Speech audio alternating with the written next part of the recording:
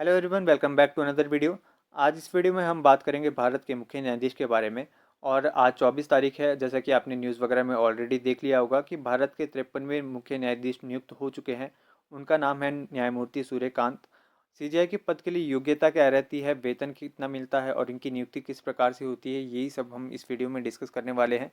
तो ये वीडियो आपके लिए काफ़ी हेल्पफुल रहने वाली है, तो वीडियो को आप लाइक करें, चैनल को सब्सक्राइब कर सकते हैं इसी तरीके और वीडियोज़ देखने के लिए। चलिए वीडियो को शुरू करते हैं।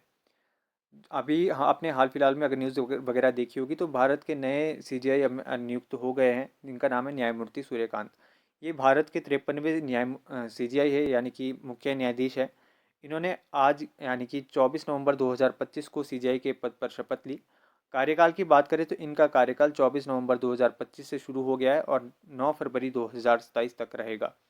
पूर्वाधिकार की बात करें, पूर्वाधिकार का मतलब है सक्सेसर, यानी कि इनसे पहले जो आपके मुख्य न्यायाधीश थे उनका नाम क्या है? Justice B R Gavai. ये आपने याद रखना है। बी आर गवई आपके कौन से 52वें नंबर के सीजीआई थे। ये कुछ इंपॉर्टेंट फैक्ट्स थे जो हमने इनके बारे में जाने। अब आपको क्वेश्चंस कहाँ से बनते हैं? एक तो आपको यही क्वेश्चन बनेगा कि भारत के वर्तमान सीजीआई कौन है।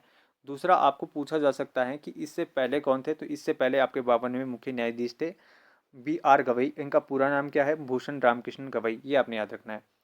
अब अगर आपको क्वेश्चन इससे रिलेटेड और क्वेश्चंस कैसे बनते हैं कि भारत के पहले सीजीआई कौन थे, तो भारत के पहले सीजीआई थे एच जे कानिया। तो ये आपने याद रखना है। और कुछ रिसेंट जो आपके रहते हैं ना, जैसे अभी आपका 53rd चला हुआ है, तो आपने इससे पहले के 2-4 साल के या फिर आप 2-4 रिसेंट जितने भी आपके थे वो आपने याद रखने हैं।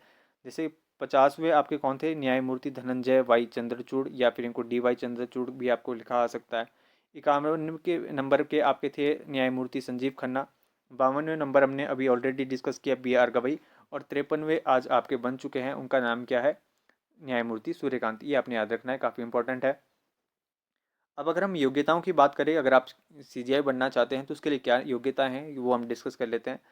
तो अगर सीजीआई बनने के लिए बनना चाहते हैं तो उसके लिए भारत का नागरिक होना चाहिए। वो नागरिक, भारत का नागरिक कोई भी अगर सीजीआई पद पर जाना चाहता है तो भारत का नागरिक होना चाहिए। कम से कम 5 वर्षों तक किसी उच्च न्यायालय या फिर मतलब हाई कोर्ट पे न्यायाधीश यानी कि जज होना चाहिए। या फिर इसके लिए एक और कंडीशन भी है, कम से कम 10 वर्षों तक किसी उच्च न्यायालय का अधिवक्ता, अधिवक्ता का मतलब है एडवोकेट या फिर आप वकील भी कह सकते हैं, ये 10 कम से कम 10 वर्षों तक किसी भी हाई कोर्ट का एडवोकेट होना चाहिए। या फिर वह राष्ट्रपति की राय में एक प्रतिष्ठित न्यायविद होना चाहिए। ये आपकी 4 कंडीशंस है, जिसके योग्यताएं हैं या फिर एक क्राइटेरिया है सीजीआई बनने के लिए। अब हम बात कर लेते हैं कि नियुक्ति कैसे होती है, नियुक्ति की प्रक्रिया की हम जान लेते हैं। अब अगर हम संवैधानिक प्रावधान की बात करें तो आर्टिकल 124(2) के तहत भारत के राष्ट्रपति सीजीआई और सुप्रीम कोर्ट के अन्य न्यायाधीशों की नियुक्ति करते हैं। ये आपने याद रखना है कि आपको क्वेश्चन कैसे बनेगा कि भारत के सीजीआई की नियुक्ति कौन करता है, तो भारत के सीजीआई की नियुक्ति करता है भारत के राष्ट्रपति। अब अगर हम परंपरा की बात करें तो परंपरा का मतलब है कि किस तरह से चुना जाता है आपका सीजीआई। तो सीजीआई चुनने के लिए जो प्रोसीजर है वो आपका सीनियर मोस्ट जो वरिष्ठतम न्यायाधीश होगा, उसको सीनियरिटी बेस्ड पे आपका सीजीआई बनता है। ये आपने याद रखना है। ये एक परंपरा है ये सुप्रीम कोर्ट की कि आपका सीनियर मोस्ट जज ही आपका सीजीआई नियुक्त किया जाता है। अब कॉलेजियम प्रणाली की बात कर लेते हैं। सीजीआई अपने उत्तराधिकारी, मतलब कि अगर सीजीआई रिकमेंड कर सकता है कोई कि अपकमिंग सीजीआई कौन बनेगा, ये भी जो मुख्य न्यायाधीश है वो आपको सजेशन दे सकता है। और वो सजेशन सिफारिश किसको देता है? केंद्रीय कानून मंत्री को देता है। अब आपने मुझे कमेंट सेक्शन में बताना है कि भारत के वर्तमान कानून मंत्री कौन है। अगर हम बात कर लें सीजीआई की नियुक्तियों में कुछ और भी प्रावधान है कि सीजीआई की नियुक्ति 4 अन्य वरिष्ठतम न्यायाधीशों के समूह की सिफारिशों निर्णायक होती है। मतलब कि एक तो आपका मेन हो गया सीजीआई, उसके अलावा 4 आपके सीनियर मोस्ट जजेस की कॉलेजियम बैठती है और उनकी सिफारिशें, मतलब उनसे सजेशन लिए जाते हैं और उसके आधार पर ही आपके अपकमिंग जो भी सीजीआई होते हैं उनकी नियुक्ति की जाती है। शपथ हमने ऑलरेडी डिस्कस कर ली कि सीजीआई के पद पर शपथ आपको राष्ट्रपति दिलवाते हैं। अब अगर हम इनकी सेवानिवृत्ति की बात करें या फिर रिटायरमेंट एज की बात करें तो इनकी 65 वर्ष की आयु में ये रिटायर हो जाते हैं, या फिर इनका कार्यकाल अधिकतम 6 वर्ष होता है। ये आपने याद रखना, काफ़ी इंपॉर्टेंट है। अब आपको कुछ और भी क्वेश्चंस डिस्कस कर लेते हैं जहाँ से आपको क्वेश्चंस देखने को मिलते हैं कि भारत के पहले पुरुष या फिर पहले पहले भारत को इस तरह से भी आ सकता है कि भारत के पहले आपके सीजीआई कौन थे, या फिर आपको इस तरह से पूछा जा सकता है कि पहले पुरुष सीजीआई कौन थे, तो उनका नाम है न्यायमूर्ति एच.जे. कानिया। ये आपने याद रखना है, एच.जे. कानिया भारत के पहले सीजीआई थे। उन्होंने 26 जनवरी 1950 को पदभार ग्रहण किया था। अब आप मुझे कमेंट सेक्शन में बताएंगे कि भारत का सुप्रीम कोर्ट कब स्थापित हुआ या फिर उसका गठन कब किया गया। अगर हम भारत की पहली महिला सीजीआई की बात करें तो अभी तक भारत में कोई भी महिला सीजीआई नहीं बनी है। हालांकि ये आपको आप यहाँ आपने याद रखना है कि जैसे मैंने आपको बताया कि सीनियरिटी वाइज बनते हैं, तो जो आपकी न्यायमूर्ति नागरत्ना है वो 2027 में इस पद को संभालने वाली पहली सीजीआई होगी, यानी कि पहली महिला मुख्य न्यायाधीश होगी। ये आपने याद रखना है, बीवी नागरत्ना, ये आपने याद रखना है। अब अगर हम बात करें वेतन की, इनकी अगर हम सैलरी स्ट्रक्चर की बात करें तो भारत के मुख्य न्यायाधीश का मासिक वेतन 2,80,000 रुपये होता है।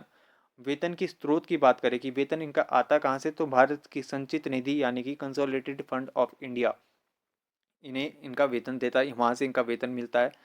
और इसमें एक और भी इसका अर्थ है कि संसद इस वेतन पर वोट नहीं कर सकती, जिससे न्यायाधीशों की वित्तीय स्वतंत्रता सुनिश्चित होती है कि मैं संसद इस वेतन पर वोट नहीं कर सकती। या भी आपने याद रखना है, संचित निधि जितनी भी होती है ना, वहाँ पे आपके संसद वोट नहीं कर सकती है। और इसके अलावा वेतन के साथ साथ इन्हें अन्य लाभ भी मिलते हैं। अन्य लाभ में क्या क्या शामिल है, उन्हें आवास प्रदान किया जाता है, यात्रा भत्ते यानी कि ट्रैवल अलाउंस उन्हें मिलता है। उसके अलावा उन्हें कुछ अन्य लाभ भी मिलते हैं। ये आपने याद रखना है कि इन्हें, अब हमने रिकैप कर लेते हैं कि इनका मासिक वेतन 2,80,000 रुपये है और भारत की संचित निधि से इन्हें सैलरी मिलती है। अब हम बात कर लेते हैं कि हटाने की प्रक्रिया, कि सीजीआई को ऐसे हटाया जाता है। तो इनको हटाने के लिए आपने याद रखना है कि क्यों हटाया, किस कंडीशन में हटाया जाता है। तो अगर ये कदाचार कदाचार मिसी बिहेवियर या फिर अक्षम है, अक्षम इन द सेंस कि ये इनकेपेबल है, तो इस दो कंडीशंस में इन्हें हटाया जा सकता है। प्रक्रिया की बात कर ले तो ये महाभियोग जैसे आपका इम्पीचमेंट होता है, उसी तरह से महाभियोग द्वारा ही इन्हें हटाया जाता है। और महाभियोग की प्रक्रिया कैसी है, सबसे पहले संसद में एक प्रस्ताव प्रकट किया जाता है या प्रस्तावित किया जाता है, जिसमें ये लिखा होता है कि सीजीआई को हटाना है।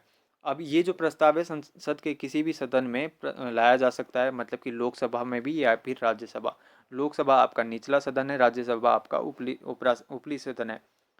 फिर उसमें आपको समर्थन अगर मिल जाता है, जितने भी आपके सांसद हैं उनमें से अगर 100 सदस्यों का समर्थन मिल जाता है, और ये आपके लोकसभा में 100 सदस्यों का समर्थन की मैं बात कर रहा हूँ, और राज्यसभा में यदि 50 सदस्यों का समर्थन मिल जाता है, तो आपके सीजीआई को हटाने की प्रक्रिया शुरू हो जाती है।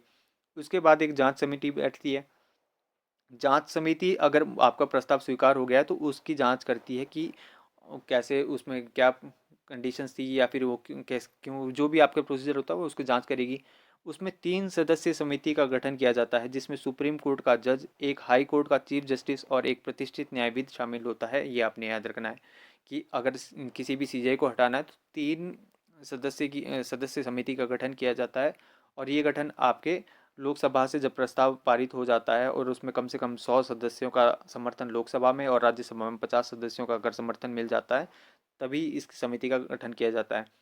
और विशेष बहुमत की बात की गई है यहाँ पे कि यदि जांच समिति सीजीआई को दोषी पाती इन द सेंस कि या वो अक्षम है या फिर उस पर किसी भी प्रकार का मिसबिहेवियर का कोई चार्ज है और उसे वो दोषी पाती है, तो दोनों सदनों में विशेष बहुमत से एक प्रस्ताव पारित करना होता है। विशेष बहुमत का मतलब क्या है कि 2/3 की आपको बहुमत होनी चाहिए, उसका मतलब है विशेष बहुमत।